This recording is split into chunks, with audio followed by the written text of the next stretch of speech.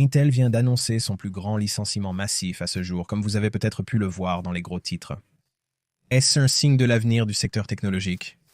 Et est-ce le bon moment pour envisager de sortir? Bonjour à tous et bienvenue sur ma chaîne. Si vous êtes nouveau ici, je suis Brian, fondateur de A Life After Layoff. Je suis un recruteur d'entreprise avec plus de 20 ans d'expérience dans l'interview et l'embauche de milliers de personnes dans certaines des entreprises les plus respectées et les plus connues du monde. Ma mission est de démystifier le fonctionnement des carrières et de la recherche d'emploi dans les grandes entreprises. Donc, si ce genre de contenu vous intéresse, envisagez peut-être de cliquer sur ce bouton d'abonnement. Vous voudrez peut-être aussi cliquer sur cette cloche de notification pour ne manquer aucun contenu futur. Si vous en avez assez que les employeurs détiennent toutes les cartes et êtes prêts à reprendre le contrôle de votre carrière, consultez mon webinaire gratuit, disponible sur mon site web à lifeafterlayoff.com. Il dure environ 1 heure et demie et est rempli de conseils pratiques pour vous aider à commencer sur la voie de la propriété de carrière. Donc, si vous n'avez pas vu le titre, Intel envisagerait de supprimer 20% de son effectif total sous le nouveau président-directeur général Liputan. Ce sont 21 000 postes qui pourraient être affectés. Et cela fait de cette vague de licenciements la plus importante d'Intel à ce jour. Ils ont maintenant tristement été très occupés sur le front des licenciements. Si vous vous souvenez de l'année dernière, ils ont licencié 15% de leur personnel. Donc leur personnel rétrécit de manière exponentielle chaque année, et peu importe qui est le président-directeur général. Alors, revenons à Liputan ici pour une minute. Donc, essentiellement, ce qu'il fait, c'est qu'il arrive et essaye de faire un redressement. Intel est un véritable désordre en ce moment. Et ils essaient de maintenir le navire à flot. Ils font donc beaucoup de réductions de coûts majeures. Ils examinent les unités d'affaires comme ils le font toujours. Ils éliminent de nombreux postes, principalement dans la gestion intermédiaire, dans le but de réduire la bureaucratie. Et beaucoup de gens peuvent célébrer cela et dire « Ouais, super, débarrassez-vous de ces cadres intermédiaires. Ils ne sont pas nécessaires. » Et c'est honnêtement ce que les entreprises considèrent, les cadres intermédiaires, comme une couche de bureaucratie qui n'est pas nécessaire. Donc, ils essaient d'aplatir ces organisations et de réduire ces salaires. Maintenant, sur papier, beaucoup des personnes au niveau de contributeurs individuels pensent probablement que c'est une bonne chose. Le problème est que ce sont les emplois dans lesquels vous êtes promu et si vous cherchez un chemin de carrière, s'ils suppriment une couche entière. Comment passez-vous de contributeur individuel puis sauter au-delà des couches de gestion jusqu'au directeur? Aucune entreprise sur le marché ouvert ne vous considérera sans cette expérience. Je me demande si ces entreprises réfléchissent stratégiquement à long terme sur ce sujet. Ce n'est pas pour dire qu'ils ne devraient pas nécessairement examiner l'inflation corporative et réduire les choses, mais il y aura une pénurie majeure de candidats de niveau directeur et plus à l'avenir s'ils continuent à supprimer tous les cadres intermédiaires. Si vous avez tenté de vous faire une place dans une carrière, la suppression des postes de cadres intermédiaires n'est probablement pas une bonne nouvelle pour vous. Et la technologie a été notoire et brutale en éliminant cette couche de leadership dans ses rangs. Intel a donc procédé à ces changements majeurs après avoir déjà licencié 15 000 personnes en août dernier. Donc ces licenciements continuent d'arriver par vagues et ils sont tout simplement stupéfiants en taille. Et je ne peux qu'imaginer ce que cela doit être d'être un employé chez Intel en allant au bureau demain, sachant que vous survivez, si vous appelez cela survivre, survivant à ces énormes vagues de licenciements et quoi, et le moral potentiel des employés là-bas. Je ne peux même pas imaginer, mais revenons à Liputan ici pour une seconde. Liputan était membre du conseil d'administration d'Intel l'an dernier sous un autre président-directeur général, et il a mis beaucoup de pression sur l'organisation pour réduire l'inflation bureaucratique de l'entreprise, essayer de simplifier les choses et prendre des décisions plus rapidement. Il a en fait eu un gros conflit avec certaines personnes du conseil et avec le président-directeur général, et il a fini par quitter complètement le conseil. C'était juste avant une annonce majeure de licenciement de 15 000 personnes. Donc, le président-directeur général de l'époque a reconnu qu'il y avait un problème et a ensuite fait ses mouvements avant d'être rapidement licencié.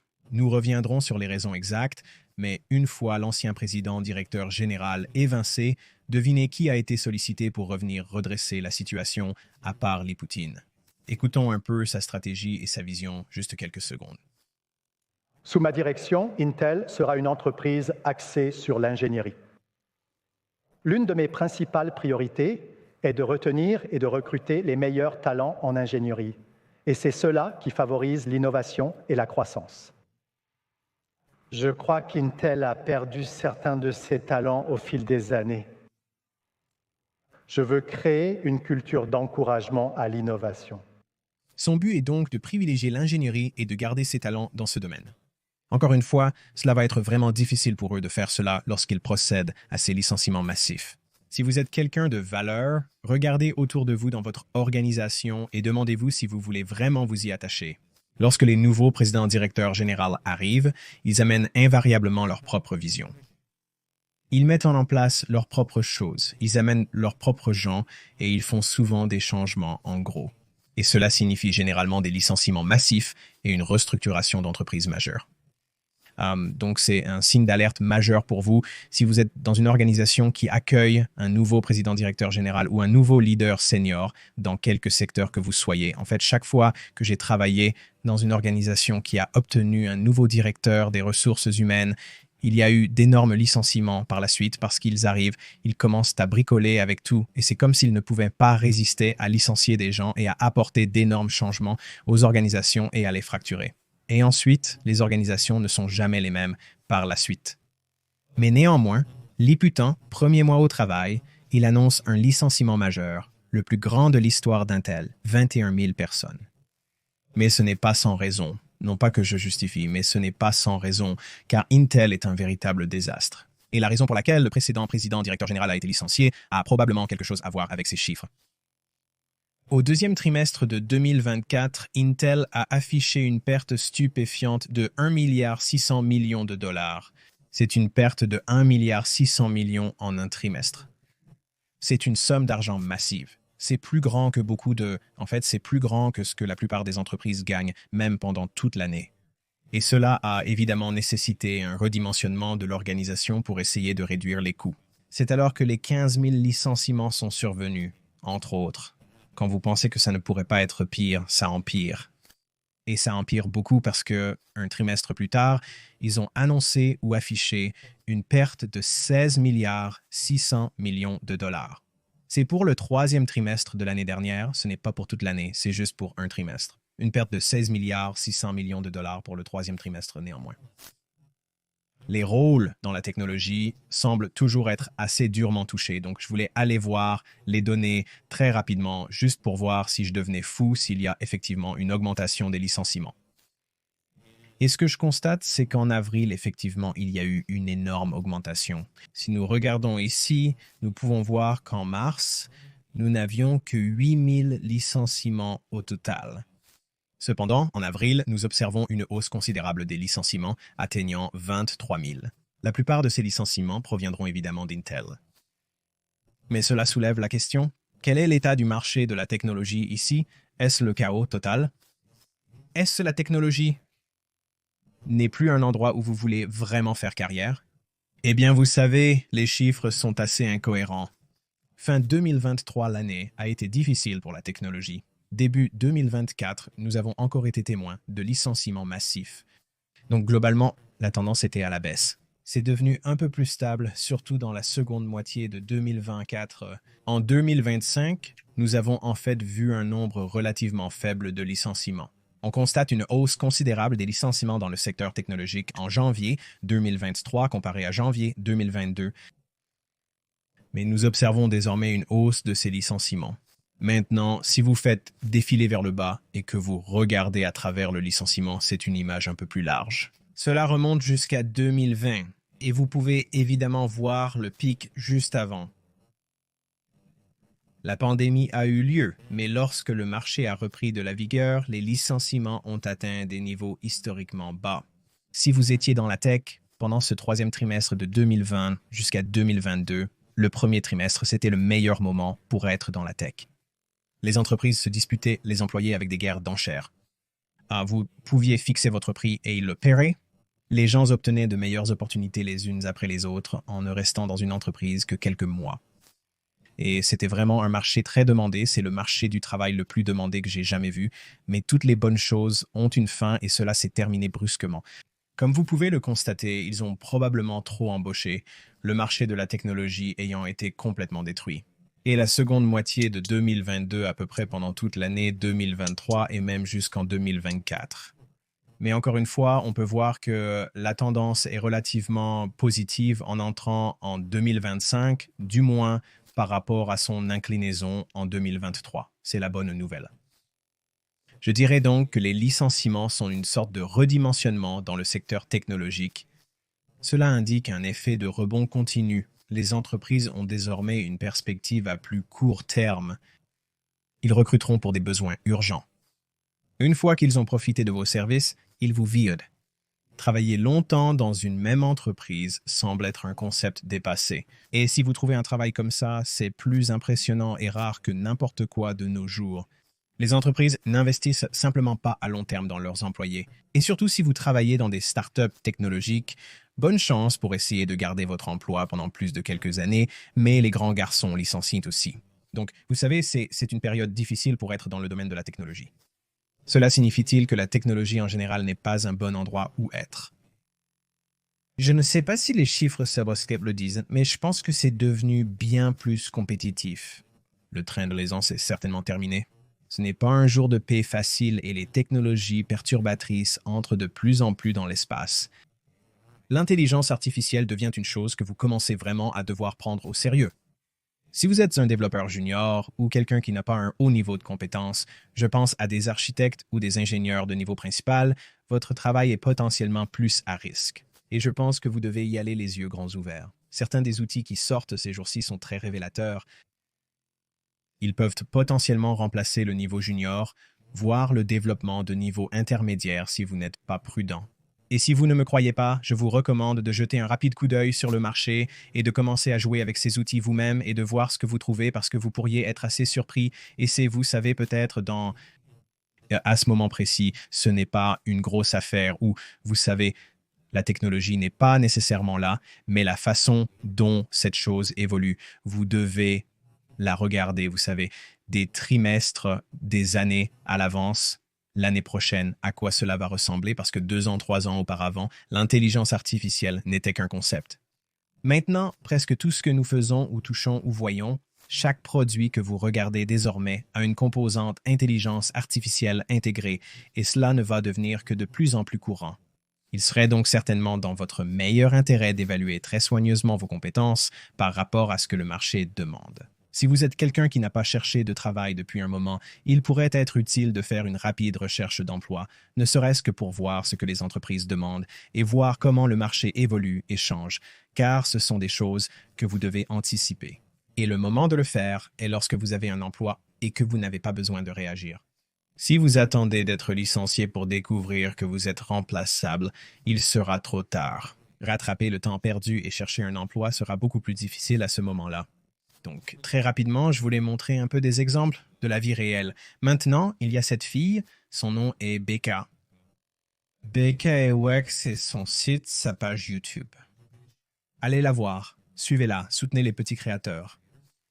Elle travaille dans la technologie et vient de publier une vidéo que j'ai vue par hasard dans mon fil d'actualité. Elle a été licenciée une nouvelle fois dans le secteur de la technologie et elle vient d'être licenciée. Si vous remontez dans son fil, c'était daté il y a 6 jours. Si vous remontez dans son fil, elle a juste obtenu ce travail il y a 8 mois. Donc, elle n'a peut-être été en poste que, disons, 7 mois, puis elle a été licenciée. Ces entreprises, surtout les startups, peuvent licencier des employés après seulement quelques mois, comme ce fut le cas pour elle. Mais même en remontant plus loin que ça, elle a été licenciée encore dans son travail en technologie. Donc, elle a été licenciée plusieurs fois au cours de la dernière année environ. Et essayer de faire carrière dans le domaine de la technologie, quand on continue à être licencié, on ne peut pas prendre de l'élan. Et chaque fois que vous semblez en décrocher un, vous obtenez un emploi, vous êtes vraiment enthousiaste et vous pensez « Oh, c'est enfin ça ». Et puis, 6 ou 7 mois plus tard, vous vous retrouvez convoqué dans un bureau des ressources humaines et on vous dit qu'ils ont réévalué votre travail et le type de poste et qu'ils ont fait quelques changements. Et maintenant, vous vous retrouvez à nouveau sans emploi. Comment pouvez-vous jamais faire avancer votre carrière dans une direction positive dans ces cas-là? Vous ne pouvez vraiment pas. Et le secteur technologique a été absolument notoire pour cela. Il y a aussi ce gars que je vais juste jouer un court extrait, c'est bro. Nio, c'est sur TikTok, mais regardons rapidement. Il a été licencié plusieurs fois, mais écoutons rapidement son histoire. Il y a environ 2 mois, j'ai quitté un emploi relativement stable dans une très grande entreprise de logiciels pour prendre un risque, comme je l'ai fait à d'autres moments dans mon passé, prendre un risque sur une petite entreprise de commerce électronique. Un ancien collègue à moi y travaillait. Il a dit « Hey, c'est une bonne opportunité. Il se passe des choses excitantes ici. Nous pouvons faire une réelle différence. Vous reviendrez en pré-vente avec un meilleur salaire. » J'ai donc accepté. Pourquoi pas? Je pense que cela durera 6 mois à 1 an, puis je pourrai rebondir ailleurs si ça ne fonctionne pas. Ou si ça marche, ce sera génial. 30 jours, exactement 30 jours après mon arrivée, l'entreprise a subi une réduction de 20% de ses effectifs, ce qui m'incluait. Donc maintenant, 1 mois plus tard, je suis en plein milieu de ce qui doit être l'un des pires, sinon le pire marché de l'emploi technologique que j'ai jamais connu de ma vie. Toutes les histoires d'horreur que vous entendez parler de ghosting et d'emploi fantôme et de processus d'entretien super long et de toutes ces choses, c'est tout vrai, je l'ai vécu. Écoutez, je fais tout ce qu'il faut, non? Je ne postule pas simplement en ligne. Je reçois des recommandations, n'est-ce pas? Je fais des percées, je contacte les responsables du recrutement, je fais toutes les bonnes choses. Et mon réseau professionnel, soit dit en passant, a été fantastique. Ils ont vraiment été à la hauteur cette fois, mais même cela n'aide pas. J'ai été rejeté pour des emplois où j'étais vivement recommandé par quelqu'un, même avant que je puisse passer un entretien avec la personne des ressources humaines. Comme si j'avais déjà été rejeté 3 fois après des entretiens complets. Et j'en ai quelques autres en cours en ce moment, mais vous savez, pour la première fois de ma vie, je me demande vraiment si je vais pouvoir rester dans le domaine de la technologie. Et c'est tellement frustrant parce que je sais que j'ai, comme on dit, encore beaucoup à donner. Je connais ma valeur. Je sais ce que je peux apporter. Je sais que je peux aider beaucoup d'entreprises de logiciels. Vous savez, et d'ailleurs, si vous travaillez dans la technologie et que vous connaissez des postes vacants dans les ventes ou la prévente ou même le produit. Oui, mais je pense que c'est une histoire très courante. Les gens vivent exactement ces choses et il n'y a aucune justification pour cela, ça se passe. Et les personnes qui sont bien qualifiées pour ces rôles et qui font tout, vous savez, selon le livre et de la bonne manière, vivent encore ces types de scénarios. Et vous savez, anecdotiquement, c'est un marché du travail très difficile. Et on n'y a pas vraiment de déni à cela. À ce stade, le mieux est de continuer sur cette lancée, tirer parti de ces réseaux. Assurez-vous de vous présenter de la manière la plus efficace possible. Assurez-vous de savoir comment rédiger un curriculum vitae qui soit aussi concis, propre et précis que possible. Le réseautage ciblé est une chose énorme. Et probablement le plus important de tous, essayez de vérifier ces entreprises. Regardez quel était leur comportement passé. Ont-ils récemment licencié des gens? Ont-ils restructuré et sont-ils correctement financés? Ont-ils une nouvelle équipe de direction? Ce sont les éléments que j'évaluerai pour une nouvelle opportunité. Tu sais, ça... Cette merde d'entreprise qui embauche des gens puis les licencie 30 jours plus tard, ce gars a quitté un bon travail. Il a quitté un emploi stable pour venir travailler ici grâce à une recommandation d'employé. Et ces entreprises disent s'en fichent, ils se fichent, disent de ruiner la vie des gens. Il ne peut probablement pas retourner à son ancien emploi, ayant déjà brûlé ce pont.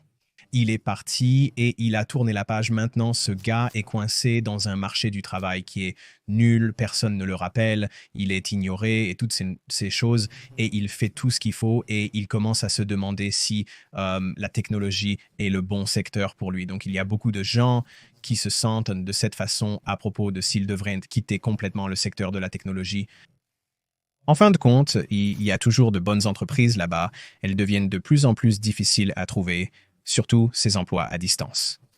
Beaucoup de personnes ont été déplacées en étant forcées de retourner au bureau et soudainement vous êtes en concurrence avec beaucoup plus de personnes et des personnes qui sont également sous-employées. Des gars qui ont des années d'expérience et qui gagnent des sommes d'argent massives sont licenciés. Maintenant, ils prennent des emplois où ils gagnent la moitié, peut-être même moins de la moitié de ce qu'ils gagnaient auparavant. Vous êtes en concurrence contre ces personnes dans un marché difficile. Alors agissez judicieusement. Vous devez simplement continuer à faire les choses que vous devez faire. Finalement, des traces resteront. Les embauches continuent dans le secteur technologique. Je m'en entretiens quotidiennement avec des acteurs du milieu, des personnes dans la cinquantaine et la soixantaine qui obtiennent des emplois décents et bien rémunérés dans leur domaine, dans leur secteur. C'est une réalité, les gens sont embauchés. Il suffit d'être constant. Je vais dire cela un peu sur le ton de la plaisanterie, mais il faut garder une bonne attitude positive. Je sais que c'est difficile dans un marché du travail comme celui-ci, mais vous n'avez vraiment pas d'autre option. Devrions-nous nous inquiéter de l'évolution à long terme du secteur technologique? Comme mentionné dans la vidéo, il est trop tôt pour déclarer qu'il faut envisager de quitter complètement la technologie. Cependant, je pense que vous devez vous assurer de rester au top des choses. Maintenez vos compétences à jour et ne soyez pas naïf en pensant que vous ne pourriez pas être touché par ces licenciements. Même si vous vous sentez bien employé et à l'aise dans votre emploi actuel, vous devez prendre des mesures proactives et cela fait partie de la reprise de contrôle dans votre carrière. Si vous avez des difficultés dans votre carrière, que vous vous sentez coincé ou prêt à chercher un nouvel emploi et souhaitez l'aborder avec plus de conviction et d'autorité.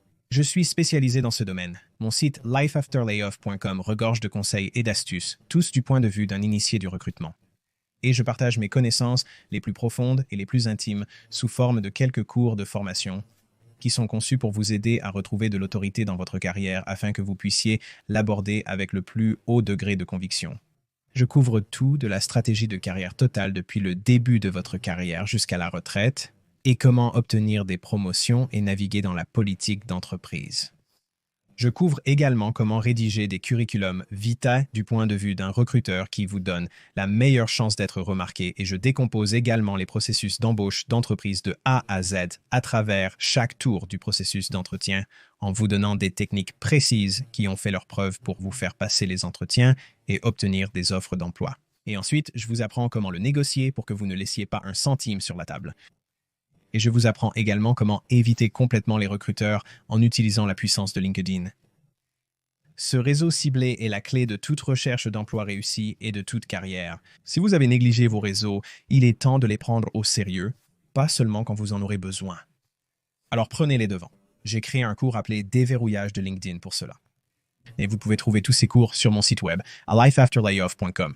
Si vous avez besoin d'une aide plus personnalisée, je propose des séances de coaching privées limitées en tête-à-tête. Vous pouvez aussi me joindre via mon site web. Bref, voilà ce qui se passe sur le marché tech. Pensez-vous que c'est le bon moment pour être dans la tech? Pensez-vous qu'il y a un avenir ici? Laissez un commentaire. J'apprécie que vous regardiez. À la prochaine.